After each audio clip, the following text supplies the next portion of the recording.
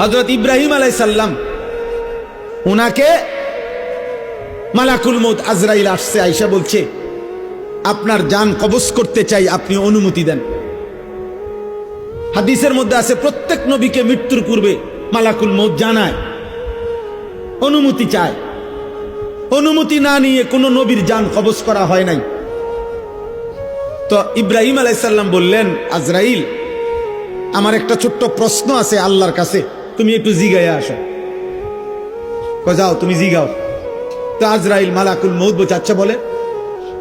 তো তুমি গিয়া বলবা আল্লাহর কাছে, আয়াকবিজুল খলিল রুহা খলিলিহি, আল্লাহকে জিজ্ঞাসা করবা গিয়া যে ইব্রাহিম জানতে চাইছে কোন বন্ধু কি বন্ধুর জান কবজ করে?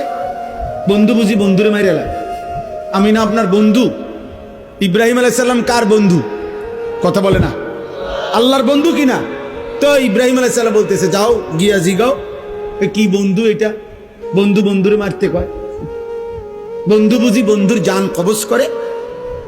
সুবহানাল্লাহ। আল্লাহ তাআলা তখন বললেন জিব্রাইল, আরে আজরাইল মালাকুল মউত, তাহলে এক কাজ করো, তোমারে আমি আরেকটা প্রশ্ন করতেছি ইব্রাহিমকে বলার জন্য, তুমি হেঁটে গিয়া কও, যাও আবার যাও। তো মালাকুল মউত এসে এবার ইব্রাহিম আলাইহিস সালামকে বললেন, আপনার কথার জবাবে আল্লাহ তাআলাও একটা প্রশ্ন করছেন, আপনি এটার উত্তর দেন। তো বলছে কি? তো আল্লাহ তাআলা জানতে চাইছেন আয়াকরাহুল খলিল লিকা খলিলিহি, বন্ধু কি তাহলে বন্ধুর মুলাকাত সাক্ষাৎ চায় না? বন্ধু কি বন্ধুর সাক্ষাৎ পছন্দ করে না? তাইলে ইব্রাহিম আলাইহিস সালাম বুঝছে, হায় হায় এ তো মারা না, এ তো বন্ধুর মুলাকাত, এ তো মৃত্যু না রে, এ তো আমার সেই মালিকের মুলাকাত।